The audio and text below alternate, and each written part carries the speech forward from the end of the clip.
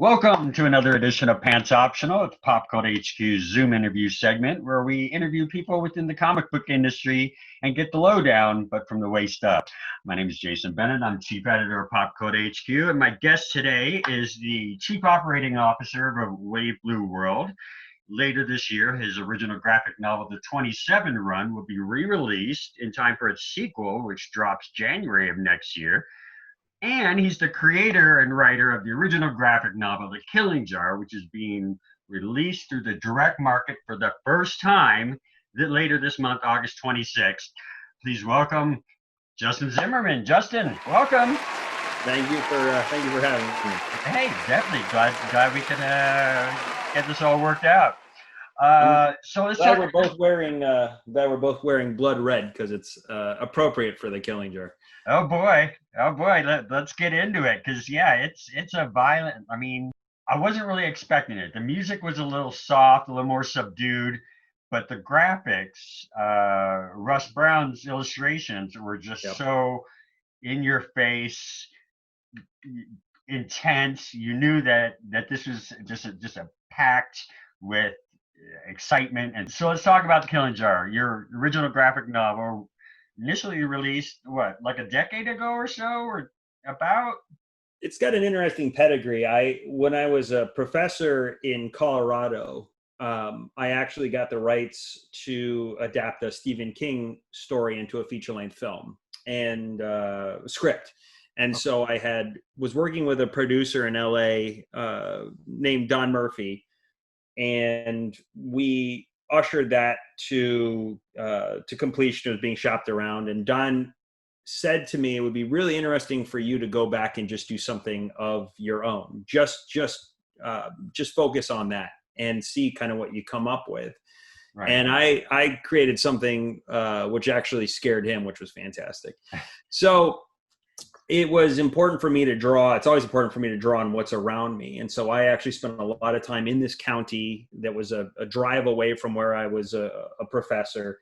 I spent time with the police there. I toured and photographed the jail, and really got a sense of the goods and the bads and the hardships of this area. And so I wildly diverged from that, of course, and used it as a backdrop for this intimate character study about this woman and her little brother, and just trapped in a town where everybody's gone completely crazy with drug lust. And from there, you have the original drug runners. They show up completely unaware of what's going on. A couple of police officers roll into town, and then just all hell breaks loose. So you're right. On one hand, it's terrifying and intense and horrific, and on the other hand, it's about a young, incredibly strong, prideful woman trying to take care of the people around her. Yeah, and it was just so fun. You did get a glimpse of that in the trailer, that your protagonist, she's kind of on this journey, and these are kind of, the things she needs to get through to make it to the other side. Your illustrations, Russ Brown, like I just mentioned, how'd you two come together for the project? What made Russell, the artist, that was going to give you the look that you were hoping for The Killing Jar? So Don was the originating producer of the Transformers and From Hell, and a couple other films that I was a big fan of. And he was connected through, I think, a message board to a group of people, including Russ. And Russ was an independent artist in Seattle at the time. Okay. And we kind of decided that we were going to go on this journey together. I mean, what I had written was so big that it was never going to be able to be translated to the screen, not at the level that I was at all. And so I've always loved comic books, and I decided, well, wouldn't this be an interesting thing to kind of rewrite from scratch as a graphic novel? And I broke it into chapters. There's probably like 2/3 of the feature-length script are in there, but everything else was written completely from scratch just for the comic format. Right. And it just felt like it was the proper form for the thing. I wouldn't recommend anybody start their very first comic project with a 240-page graphic novel. It's not the brightest move, but because Russ and I were so devoted to the idea, I mean, it took years upon years to do it. You asked me earlier what the anniversary is, and I think we finished the graphic novel. I mean, it was like 9 or 10 issues, 4 or 5 years after I had actually written the script just for the comics. So it was 2012, 2013 that the book actually was finished, and then through Kickstarter originally at a very limited print run on market. Okay. And Russ was great because I wanted a neo-Western, sure, but also a horror feel. And as a filmmaker, I was very interested in kind of the George Romero, black and white, kind of high contrast feel. And so Russ and I developed a process where we just shot straight from the pencils. I did some digital inking, some digital toning. I lettered the whole book. And then it was between the two of us that we completed this entire tome. This was since remastered from the ground up and then put out in market by a Wave Blue World, originally to the book market about a year or so ago. And as you mentioned, what's really exciting to me is now finally it's going to be in comic book stores for the first time. Yeah, and that's the thing. It's actually a great segue into my next question. My next question, where I was going. A lot of people in the just comic book fans, readers, maybe new to a series or something, sometimes don't know all the terminology, understand the importance of pre-orders, and what exactly is available through the direct market. Sure. So could you kind of walk us through that for those unaware, and why that's so important for your book that's coming out later this month? Yeah, I mean, I've been involved and worked in comic book stores for the last decade, and I love the comic book store experience. And the comic book store is the direct market. And then on the other side of things, you've got bookstores, libraries, and the school system, and that's the book market. So those are your two kind of channels of distribution, by and large. And as someone who truly loves going to the comic book store to this day, every Wednesday, I feel like a book isn't done until someone goes into their shop and picks it up. And for me to see the process and to walk down this memory lane with a Killing Jar and to think all this time later, it's still a remarkable read. There's passion on every page and it holds up. I can't wait for people to go grab it and tell me what they think about it. And with it coming into stores, do you have any planned appearances? Are you planning, have you worked anything out with any local comic shops, or maybe a promotion with the Wave Blue World, or doing a signing or something? Do you have anything like that lined up as far as the ways of promotion?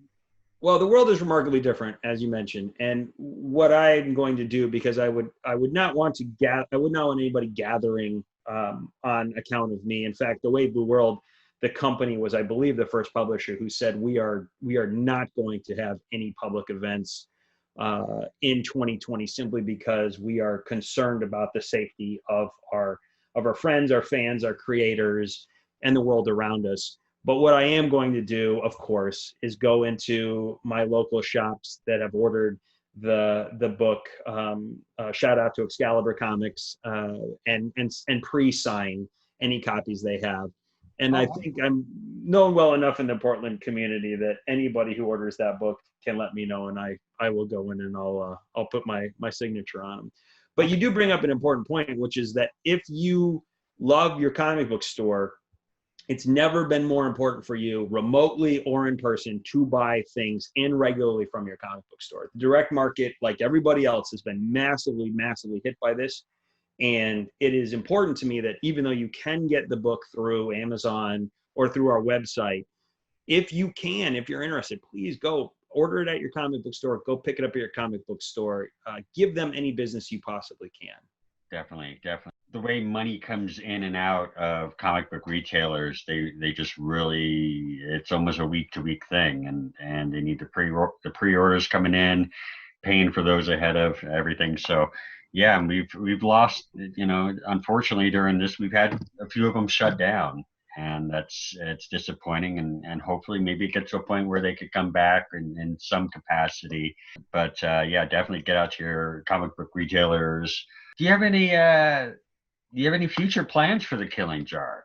Or follow up, a sequel, spin off, anything like that, or maybe wait to see how things go after your release here? Well, the book is a one and done story. I mean, it's very always important for me to have a beginning, a middle, and an end to whatever it is that I produce. So you will go on a complete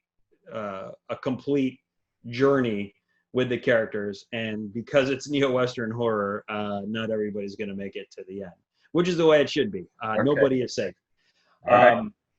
But I did when I finished it. I did have a someplace else I wanted the characters that made it to the end to go, and I created an outline for that, and have something that I would love to come back to. I adore every single character. The worst of them, I love in that book for whatever reason, and it would be incredible to pick that up and keep going into the future. That said, it's a pretty tough world for black and white neo-Western horror comics.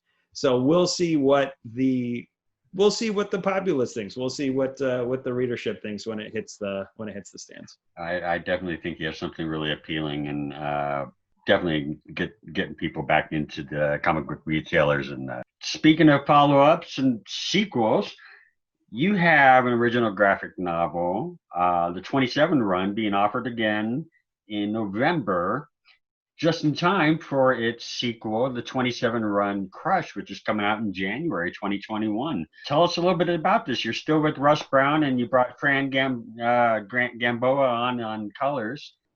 Yeah, we went the other way with this one. Super high color, super action, super fun, tons of black humor, PG, just a throwback to all of the things I loved about Robotech and Mad Max, but with a hefty sci-fi, like hard sci-fi tinge kind of underneath everything. So you can read it and have fun with it, but also you'll feel way smarter when you finish it too. And so Russ came back and worked with me on that for a couple of years. Fran Gamboa, as you mentioned, and Thomas Maurer, incredible letterer, brought that together.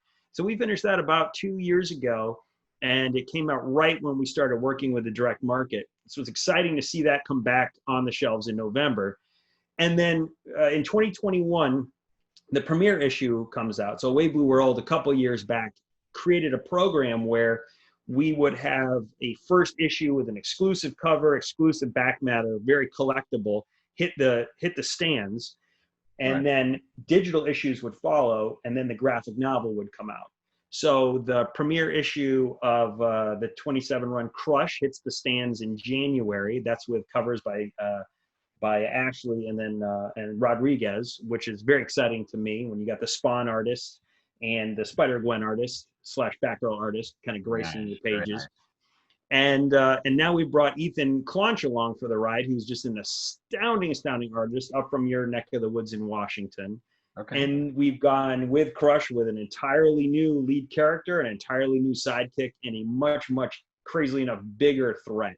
So it's a really cool time to see not only some of my past work come to life, but to get ready for the future. And yeah, before you ask, not only is that a complete story and a crazy thrill ride, but I'm already writing the third book in the trilogy. So let's hope that one does well as to boot.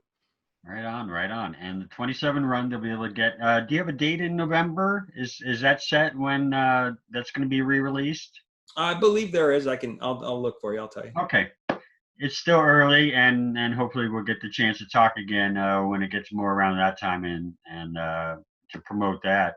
Yeah, I would love to. I'd love to chat about that. And then we haven't even shown any of the work or any of the pre-pro stuff for Crush yet. So you're probably one of the first person to even know about that book. It'll be fun to show that off. A little bit early, yeah, and I don't expect a whole lot to be released yet. I know it's kind of a, as time draws near, it slowly gets unveiled. So yeah. Anything else you want to you want to make sure it gets out to the people. Definitely go out and pick up The Killing Jar at local comic stores on August 26th. Anything else you'd like to add? Yeah, I mean, there is an amazing number of creator-owned books coming out through A Wave Blue World, not only this year, but next year too. And so would really welcome anybody to not only check out the books we're talking about, but the rest of the books on the slate. And just go to www.awbw.com